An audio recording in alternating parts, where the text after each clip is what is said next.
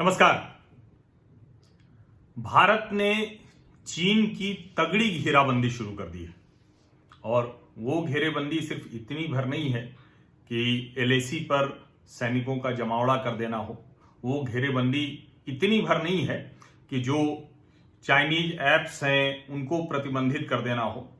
अब दुनिया भर में चीन के लिए कोई रास्ता नहीं बचे, कोई दूसरा देश उसके साथ नहीं खड़ा हो, इसकी तैयारी पूरी तरह से भारत ने की है। और इधर जो लगातार विदेश मंत्री के तौर पर डॉक्टर एस जयशंकर, रक्षा मंत्री के तौर पर राजनाथ सिंह और खुद प्रधानमंत्री नरेंद्र मोदी और इसके अलावा एनएसए अजीत डोभाल, जो देश हैं जिनके साथ चीन के रिश्ते अच्छे नहीं हैं या जिनके साथ भारत के बहुत अच्छे रिश्ते हैं, इन दोनों तरह के देशों से लगातार बातचीत करके चीन की जो आक्रामक नीति है, चीन जो दुनिया भर के लिए खतरा बनता जा रहा है, जिसको मैं कहता हूं कि राक्षस देश बनता जा रहा है, चाइनीज कम्युनिस्ट पार्टी का तानाशाह शासन, उसकी वजह से उसके खिलाफ एक लामबंदी, एक सारे देश तैयार हों जिनका एक जैसा सोचते हैं वो, जिसके बारे में Russian deputy chief of mission new Delhi में उन्होंने कहा था कि बाबुश्किन ने, जिन्होंने कहा था कि हमारी और भारत की सोच एक जैसी है।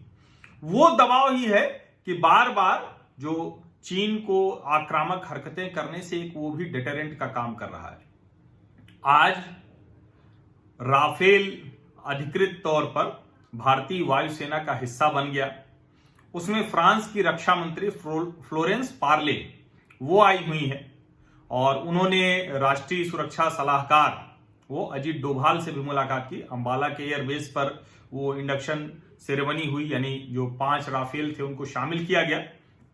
उसके अलावा वो वहां मिली, लेकिन इस सब के बीच 2-3 बड़ी बातें उन्होंने कही हैं जिसको हम सबको जानना चाहिए, खास करके ऐसे समय में, क्योंकि जब जून महीने में 15 जून को 20 भारतीय सैनिक वीर गति को प्राप्त हुए थे, तो फ्रांस की रक्षा मंत्री ने भारत के रक्षा मंत्री को चिट्ठी लिखी थी और कहा था कि हमारा पूरा समर्थन है आपके साथ, हमारी आर्म फोर्सेज का समर्थन है। वो जो लाइनें थी वो स्पष्ट उसमें लिखा हुआ था कि हमारा पूरा समर्थन है, हम सहानुभूति रखते हैं, लेकिन हम हर तरह के सपोर्ट के लिए, समर्थन के लिए पूरी तरह से तैयार हैं। अगर इसको हम डिप्लोमेटिक लैंग्वेज को थोड़ा क्रैक करें, इस कोडिंग को समझें, तो इसका सीधा सा मतलब हुआ कि कल को अगर युद्ध की नौबत आती है तो हथियार आपूर्ति से लेकर और जरूरत पड़ी तो फ्रांस की जो दूसरी, एक तरह से कहें कि जिसमें वो तकनीकी महारत होगी, जो दूसरे तरह से मदद कर सकते हैं, वो भी भारत के साथ आएगी। बाकायदा जून के अंत में ये जो कहें कि बहुत स्ट्रांग मैसेज देने वाले देश थे, उसमें अमेरिका के अलावा फ्रांस भी एक देश था। वही फ्रांस की रक्षा मंत्री आज भारत में है। राफेल आ गया। राफेल की मारक क्षमता किसी से छिपी नहीं हुई है। उसका जो कॉम्बैट पावर है, वो कॉम्बैट पावर बहुत जबरदस्त है, क्योंकि वो अलग अलग जगह वो इस्तेमाल हो चुका है। यहां तक कि जो चीन के पास J-20 है, उसकी कॉम्बैट पावर पर बहुत डाउट है, बहुत संदेह है। वो कहने को भले ही 5th जनरेशन हो और राफेल को 4.5 जनरेशन कहा जा रहा हो, लेकिन जो मल्टी रोल वाला जो कॉम्बैट में राफेल की भूमिका है, वो दुनिया उसका लोहा मानती है। ज्यादा ईंधन लेके चल सकता है, ज्यादा मारक क्षमता है, और हर तरह से कहें तो चीन को अब एक तरह से कहें कि उसके जो पास विमान है, फाइटर प्लेन है, उससे ऊपर का एक विमान भारतीय वायुसेना में आज आ गया है और जो लगातार आगे आएगा। लेकिन ये एक बात हुई जो आज सेरेमनी आप लोगों ने देखी होगी।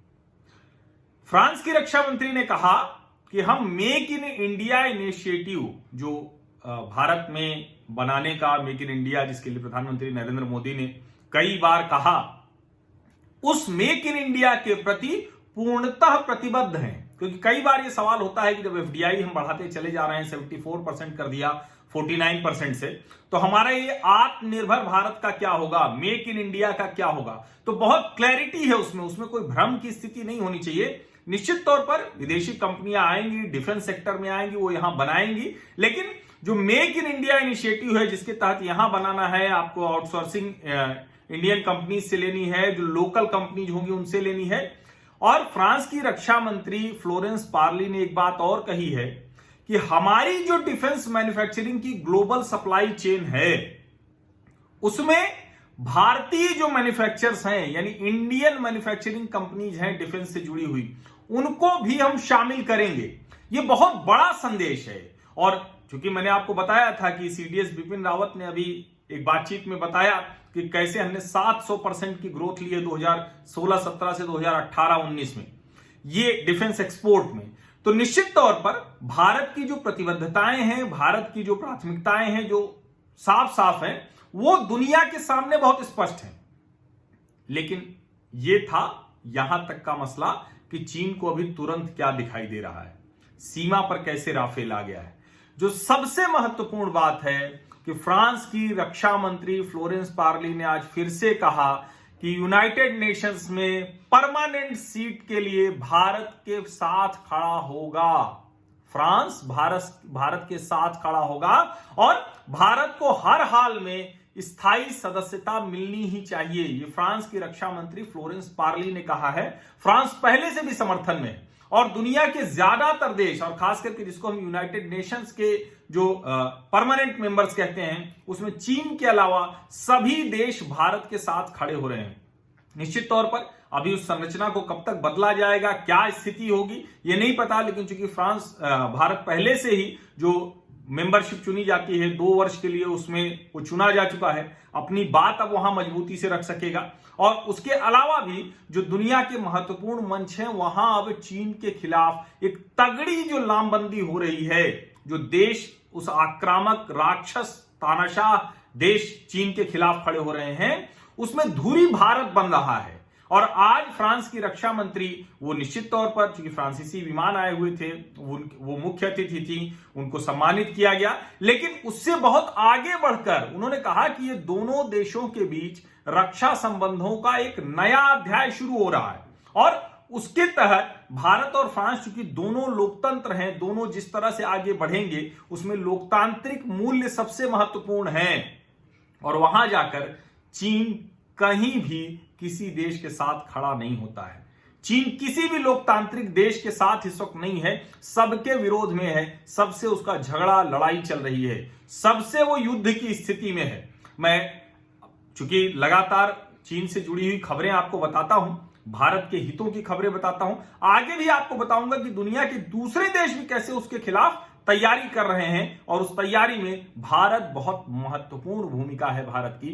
भारत को कहा जा रहा है कि जो America, Australia, America, Japan, America, इस तरह से जो संबंध थे उसमें भारत को अब शामिल होना चाहिए। और सिर्फ शामिल नहीं होना चाहिए, यूएन की परमानेंट मेंबरशिप के साथ शामिल होना चाहिए, जिससे ये जो ड्रैगन है, ये जो राक्षस देश है, ये जो डेंजरस चाइनीज कम्युनिस्ट पार्टी के शासन वाला देश हो गया है, जहां लोकतांत्रिक अधिकारों को बंधक बना लिया गया है, जहां कंपनियों के जरिए, सेना के जरिए हर देश के उससे जुड़े हुए जितने देश हैं, आसपास की जितनी देशों की सीमाएं लगती हैं उनको, और जहां नहीं भी सीमाएं लगती हैं उन देशों के लिए भी एक खतरा बन गया है। उस खतरे को कैसे रोका जाए, उसके लिए जरूरी है कि भारत को यूएन की परमानेंट मेंबरशिप मिले। और फ्रांस ने बहुत मजबूती से यह बात कही है, पहले से ही अमेरिकी राष्ट्रपति कह चुके हैं। अमेरिकी राष्ट्रपति बार बार कह रहे हैं कि सभी जरूरी मंचों पर जहां अंतर्राष्ट्रीय फैसले लिए जाते हैं वहां भारत का होना बहुत महत्वपूर्ण है। अभी जिस तरह से जो दुनिया के अलग अलग देश हैं, सऊदी अरबिया जिस तरह से बात करता है, या कहें कि जो भी यूनाइटेड नेशंस में शामिल जो 192 देश हैं उसमें जिन देशों का महत्व बहुत ज्यादा है, बड़े देश हैं, प्रभावी देश हैं, आर्थिक तौर पर जिनकी भूमिका है, उन सबको अब लगता है कि यूनाइटेड नेशंस की परमानेंट सीट के लिए भारत की दावेदारी बहुत जरूरी है। और जरूरी सिर्फ इसलिए नहीं है कि एक मेंबर रहेगा तो जो कहें कि फैसले लेने में आसानी होगी, अलग अलग तरीके की बातचीत में आसानी होगी, 135 करोड़ का देश है।